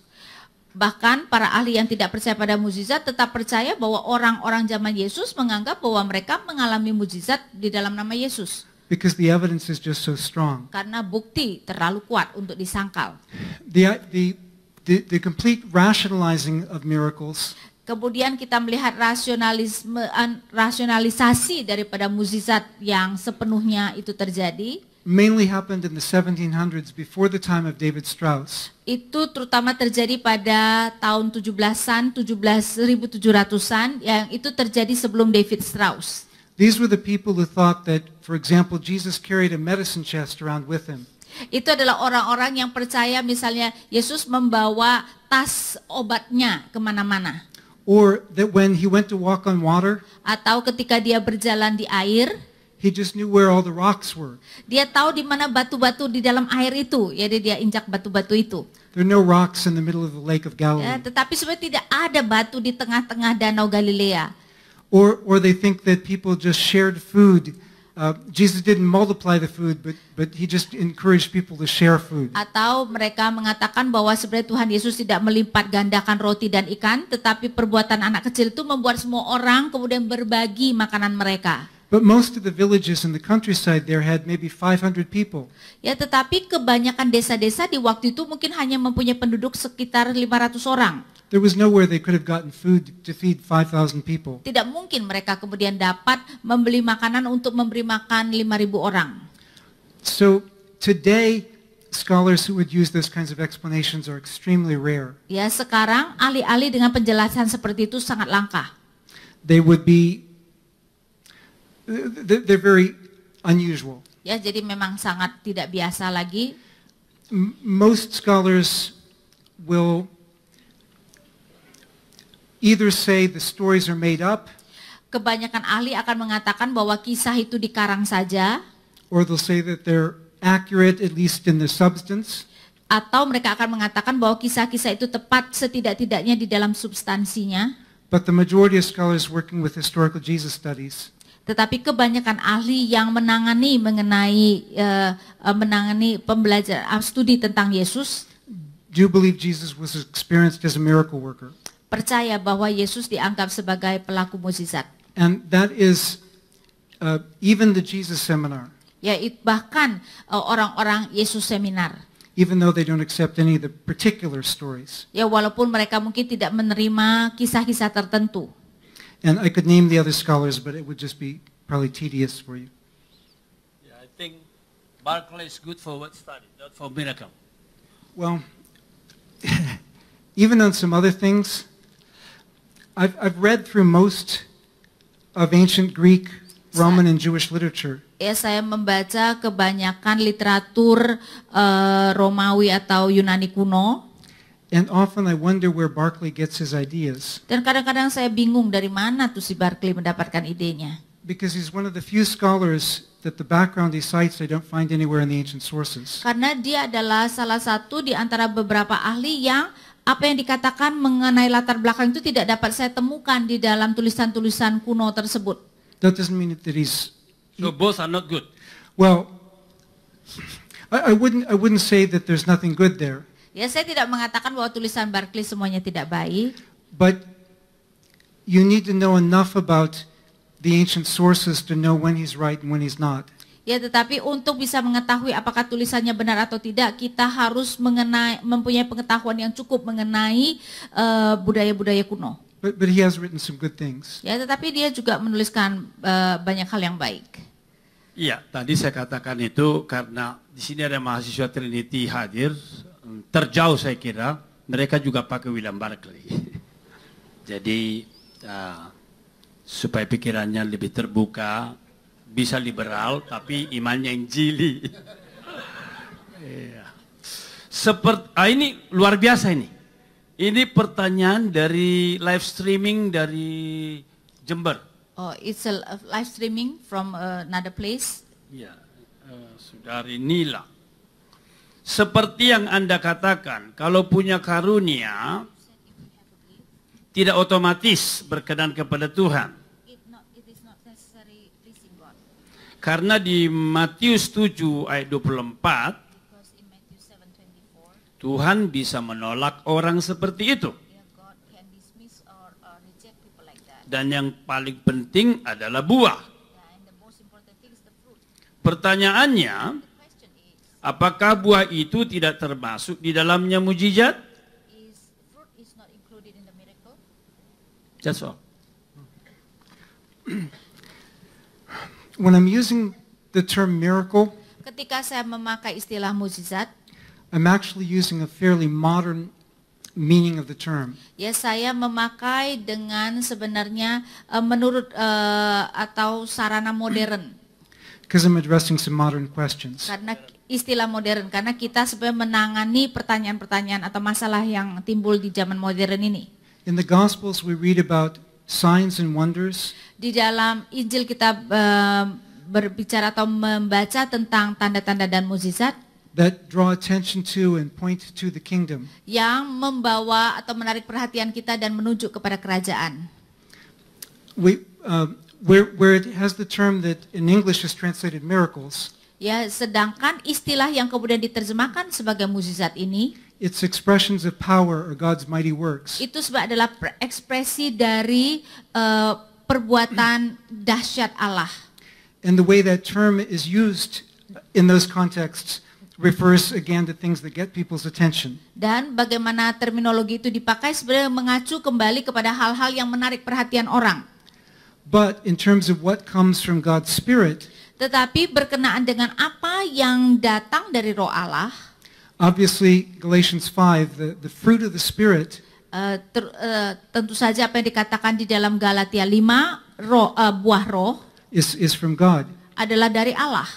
In fact, in Paul's theology, Sesungguhnya di dalam teologi Paulus, everything good is from the Lord. ya segala sesuatu itu dari Allah, segala sesuatu yang baik adalah dari Allah. We're justified not by our own worthiness, Ya, kita dibenarkan bukan karena kelayakan kita, but by God's grace in Christ. tetapi karena kasih karunia Allah di dalam Kristus. We're given power to do ministry Kita diberikan kuasa untuk melakukan pelayanan. by God's grace in Christ. Ya, di dalam anugerah Allah di dalam Kristus. Our character is being transformed Dan karakter kita ditransformasikan. by God's grace in Christ. Ya, di dalam karunia Allah di dalam Kristus. And as He gives us gifts to build up one another in the body, Dan ketika Dia memberikan kita karunia untuk membangun tubuh Kristus, membangun sesama di dalam tubuh Kristus, that too is God's grace in Christ. itu juga karena anugerah Allah di dalam Kristus. So if I understood your question, Ya, jadi kalau saya mengerti maksud pertanyaan saudara, you're very right in what you're ya, pointing to. kamu sangat benar di dalam menyatakan itu juga adalah anugerah Allah. Iya, ada usul supaya dari floor sekarang. Silakan. Jadi yang Now it's question belum from the dijawab floor. pertanyaan jangan marah sama saya ya. Oh. Oke. Iya, Not silakan. yet. No. But then they are suggestion that we Direct. take from the floor. Nama saya Yoel. Saya mau bertanya, banyak kita yang bertumbuh dari background teologi, whether gereja Presbyterian atau gereja Injili. Banyak kita yang bertumbuh di apa istilahnya, sangat ditekankan kedaulatan Allah di dunia ini. Sehingga kadang-kadang kalau kita mau berdoa untuk orang sakit, kita rada ragu untuk secara boldly pray for healing. Karena ya itu kan kehendak Tuhan, gitu, udah begitu aja. Apakah praktis yang lebih, apakah sebenarnya kita semua dipanggil untuk pray boldly for healing, atau ya bagaimana menurut Bapak gitu untuk? He said in our circle, Presbyterian and Reform Circle, we really believe in the sovereignty of God. And because of that, sometimes we are hesitant to pray for the healing because it's depend on the sovereignty of God. So does everybody is called to pray boldly for healing, or it's just for some people only? This is a very good question, Ini adalah pertanyaan yang sangat besar. because I can say that because I face the same struggle. Ya, saya menghadapi sebenarnya pergumulan yang sama. Karena itu kenapa saya katakan demikian. It's biblical to believe that God is sovereign, Adalah sangat alkitabiah percaya kedaulatan Allah. and yet we have many biblical examples of bold prayer. Tetapi kita juga mempunyai banyak sekali contoh Alkitab tentang dengan berani berdoa. I think if you know that you're being led by the Lord, Saya rasa kalau kamu mengerti atau mengetahui bahwa kamu dituntun oleh Allah, it's appropriate to act boldly. ya adalah tepat untuk kemudian bersikap berani di dalam doa itu. And so whatever ways we know the Lord is leading us, Ya, dan dengan cara apapun kalau kita tahu Allah sedang menuntun kita, we act boldly in those areas ya kita bertindak dengan berani di dalam area-area itu. and seek to grow in those ways. Ya, dan kita mencari untuk bertumbuh di dalam hal-hal itu. I was reading recently Saya baru-baru ini membaca the testimony of someone who was a leader in a revival movement a generation ago. Seorang yang menjadi pemimpin di dalam kebangkitan di satu generasi yang lalu. He was very bold, Dia sangat berani, but sometimes he made mistakes. tetapi kadang-kadang dia melakukan kesalahan. He saw someone in a head brace, someone in a head brace, they couldn't move their head. Ya, dia melihat misalnya ada orang yang tidak bisa menggerakkan kepalanya, And he was so eager, certain that they would be healed. dan dia begitu semangat percaya bahwa orang itu pasti disembuhkan. He ran up and grabbed their head, Ya, dia kemudian memegang kepala orang itu, and they started screaming in pain. dan orang itu kemudian menjerit dalam kesakitan. And he ran away before the police could get him. Dan dia lari sebelum ditangkap polisi. Joking. I'm serious. Ya, dia lari. Aduh.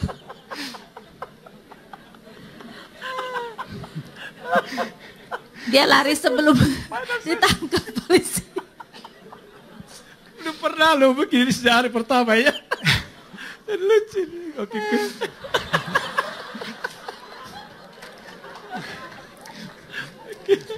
He made some bad mistakes. Ya, jadi dia melakukan kesalahan-kesalahan yang buruk.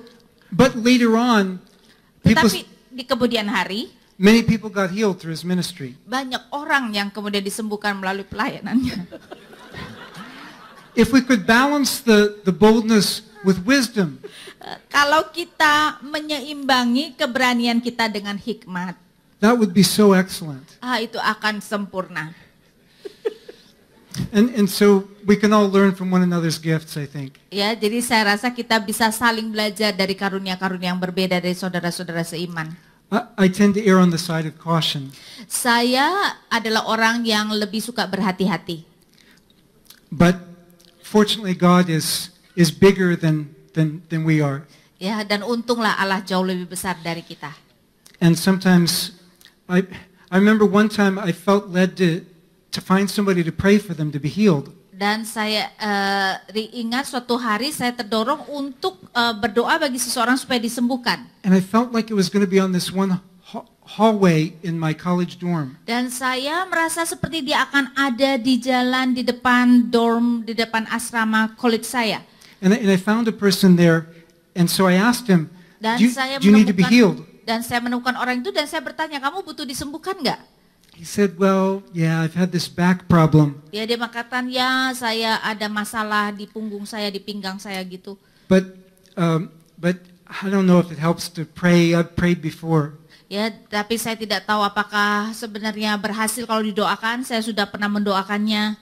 I said, well, let's just see what happens. Ya, jadi saya mengatakan, oke lah, mari kita berdoa dan lihat apa hasilnya. And I started to pray, Dan saya mulai berdoa, and then I realized, dan kemudian saya sadar, oh, I knew the Lord was leading me to go pray for somebody, ya, saya tahu bahwa Allah menuntun saya untuk berdoa bagi seseorang, but I don't know how to pray for this. tapi saya tidak tahu bagaimana mendoakannya. And while I was still trying to figure it out, Dan ketika saya masih berpikir-pikir apa yang harus saya he lakukan, started shouting, I'm healed, I'm healed. dia kemudian berteriak, aku sembuh, aku sembuh. And I said, wait, Lord, I'm not ready.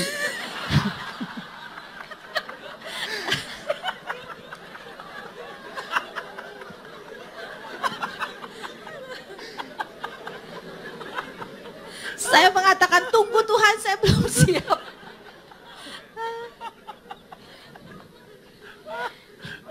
Ini sangat kucokkan kita.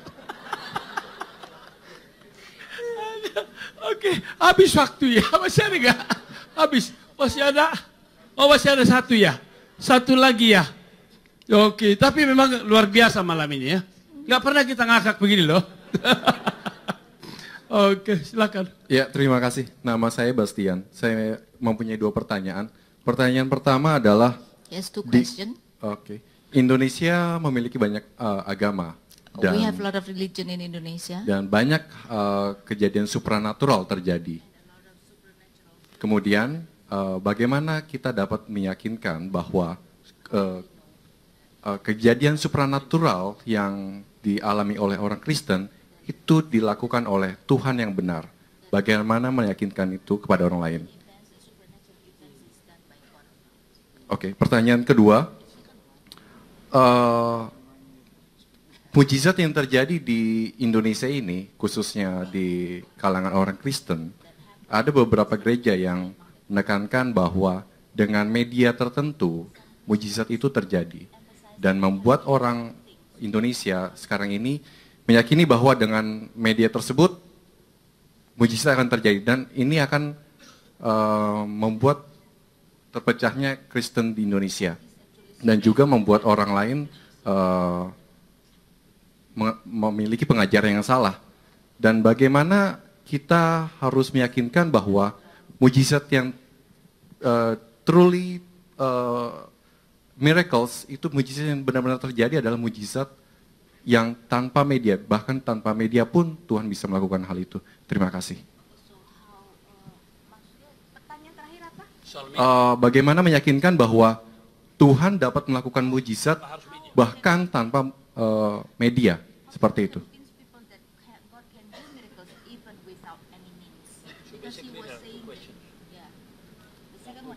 First, how to convince other non-Christian that our supernatural happen belong to our God. And second, how to convince other that through media.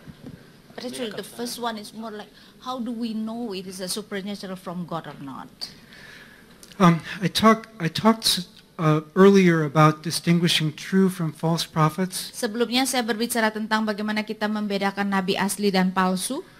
But in the West, we tend to be too skeptical of miracles. Ya, di barat kita cenderung terlalu skeptis terhadap mukjizat. But another danger is being too credulous about them. Tetapi di satu sisi, di pihak lain adalah kita terlalu mudah percaya kepada peristiwa-peristiwa itu. And as you point out, just because something is superhuman Dan seperti yang dikatakan, hanya karena sesuatu itu superhuman, doesn't mean it's necessarily divine. ya bukan berarti itu ilahi. But the gospel doesn't rest only on the miracles. Doesn't depend only on miracles. Tetapi Injil tidak hanya bergantung kepada mukjizat. The miracles are signs pointing to the kingdom, Mukjizat itu adalah tanda-tanda yang menunjuk kepada kerajaan. but they're not the only evidence. Tetapi mukjizat bukan satu-satunya bukti. We have the Spirit who testifies to Christ. Kita ada roh yang bersaksi bagi Kristus. We have the resurrection of Christ, the miracle par excellence. Ya, kita mempunyai kebangkitan Kristus, ya, mukjizat yang paling hebat. We have historical evidence for the reliability of the Gospels. Kita mempunyai bukti sejarah tentang keterandalan daripada Injil. Which I would have lectured on if some of my friends hadn't done it in previous years. Dan saya menunjukkan apa yang telah teman-teman saya lakukan. Oh, it's sola scriptura. Other people have already lectured on that. Ada maksudnya apa yang tidak saya lakukan mungkin sudah dilakukan di dalam seminar-seminar sola scriptura lainnya.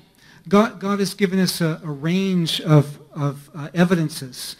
Allah memberikan kita banyak sekali sebenarnya bukti, ya. But the testimony of the Spirit takes that evidence to convince people's hearts. Tetapi kesaksian daripada roh mengambil bukti-bukti itu untuk meyakinkan hati manusia. Ultimately, God's power is infinitely greater than the power of any spirits He's created. Pada akhirnya, kuasa Allah itu lebih besar dari roh-roh lain yang sebenarnya adalah ciptaannya. Pharaoh's magicians ignored it when Aaron's rods swallowed their rods.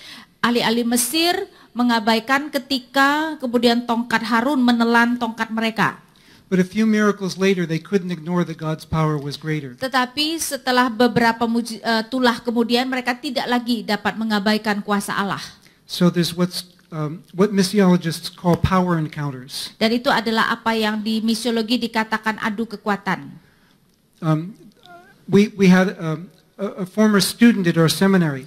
Kami mempunyai seorang alumni di seminari kami. Tandi Randa did a doctorate at our seminary. Tanti Wanda, dia melakukan sebuah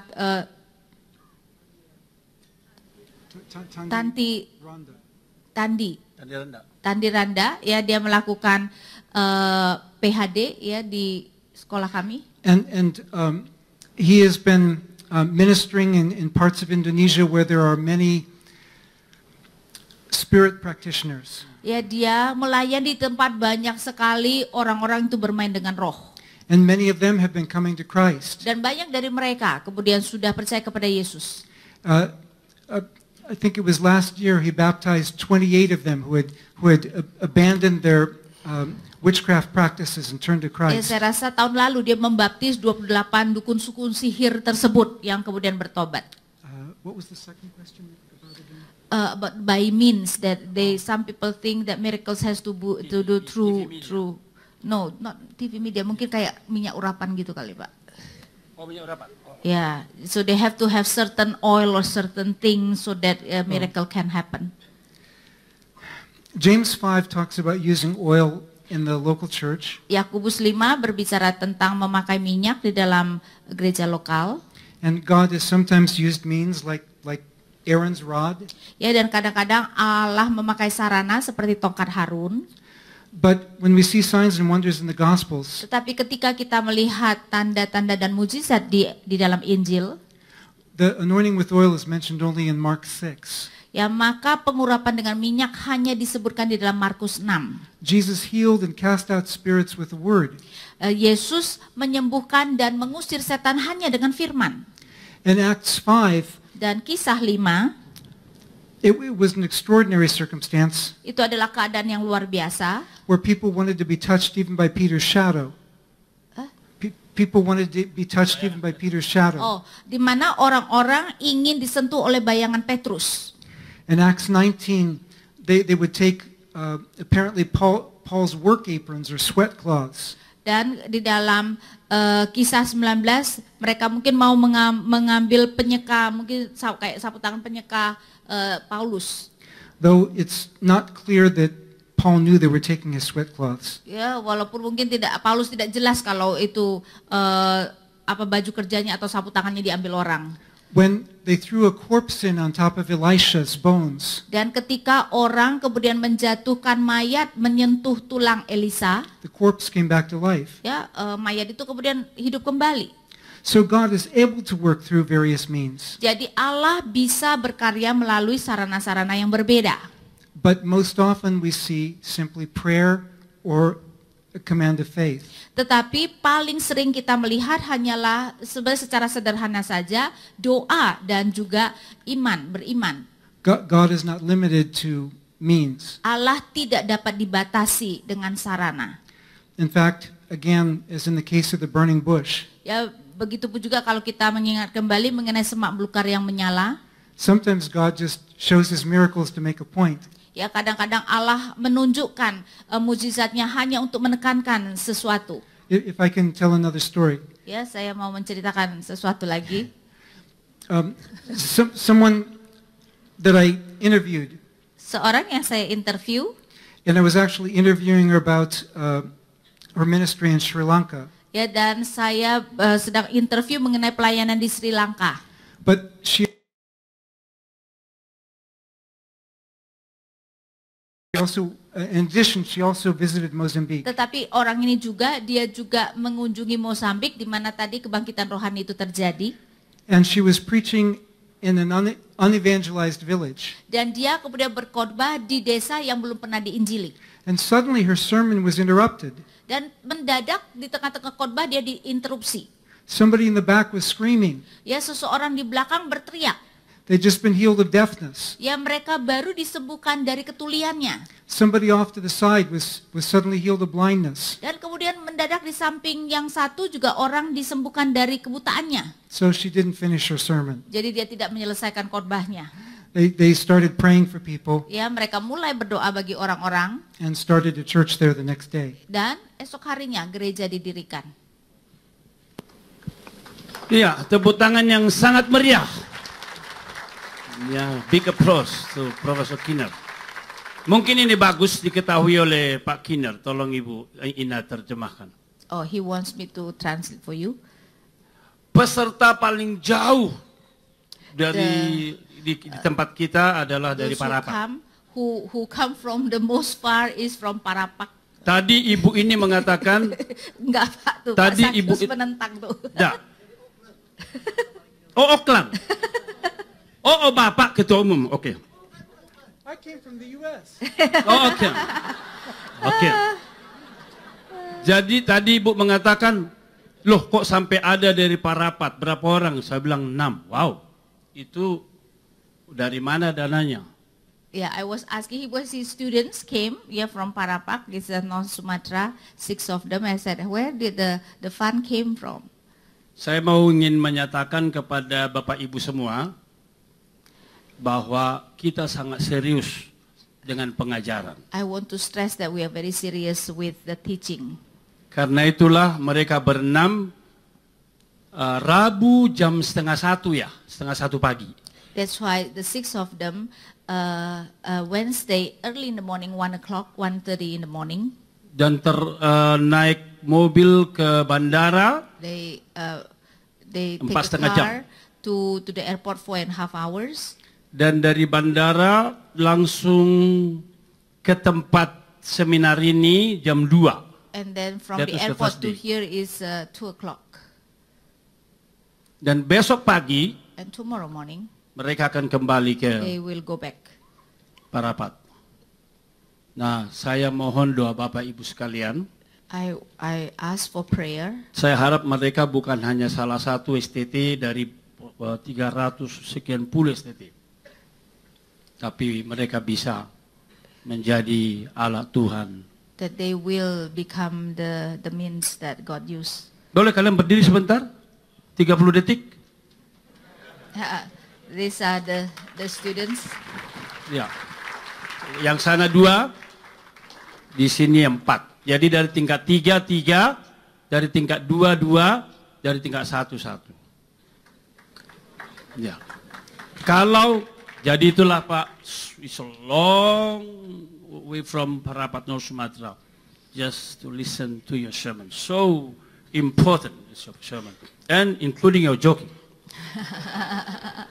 Baik, saya serahkan ke yang terkasih. Dan kami bisa duduk ya? Ya. Terima kasih, Tuhan berkati.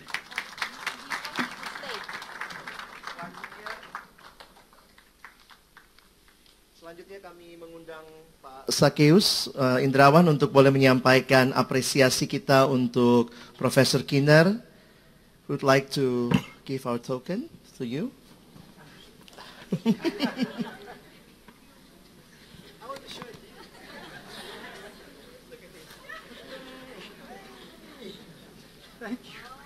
Iya, ini karikatur yang dibuat.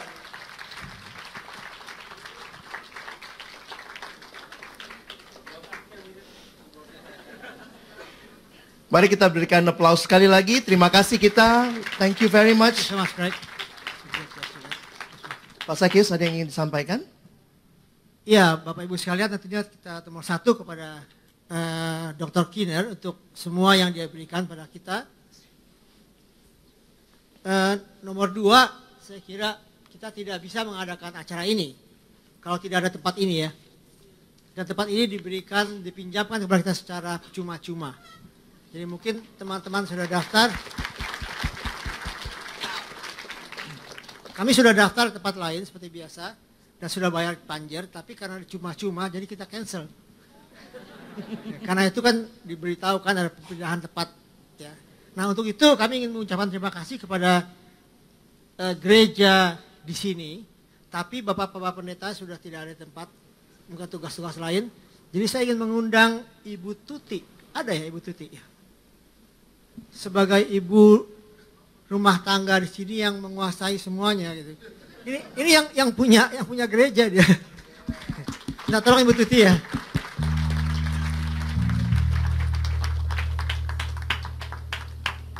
Ibu, terima kasih banyak. Tolong sampaikan kepada Bapak Pendeta dan teman-teman majelis semuanya.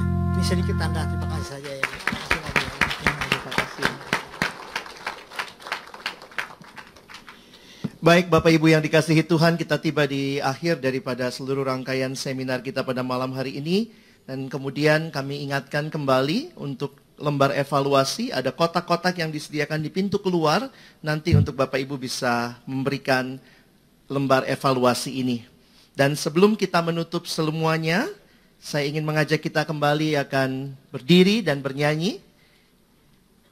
Dan kemudian sebagai doa penutup nanti kami mohon kesediaan Bapak Peter Yakob untuk menutup di dalam doa. Mari kita kembali menaikkan pujian. Aku ikut Yesus, Juru Selamatku. Ia memanggilku menjadi hambanya.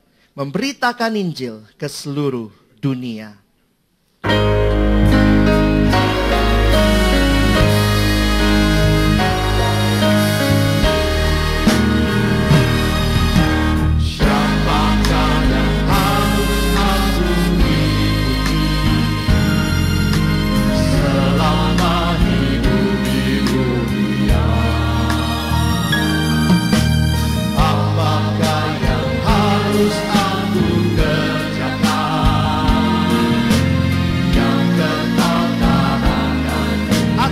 Yesus Juru Selamatku.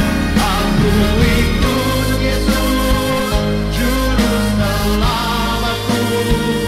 Aku ikut Yesus, Dialah Tuhanku. Dia memanggilku menjadi hamba-Nya, memberitakan Injil ke seluruh dunia. Siapakah yang harus aku ikuti? Siapakah yang harus aku ikuti selama hidup di dunia? Apakah yang harus aku kerjakan yang kekal tak akan? Aku ikut Yesus. Aku ikut Yesus Juru Selamatku. Aku ikut Yesus, Dialah Tuhanku. Dia memanggilku menjadi hamba-Nya, memberitakan Injil ke seluruh. Aku ikut Yesus sebagai doa kita. Aku ikut Yesus Juru Selamatku. Aku ikut Engkaulah, Engkaulah Tuhanku. Engkau memanggilku menjadi hamba-Mu, memberitakan Injil ke seluruh dunia.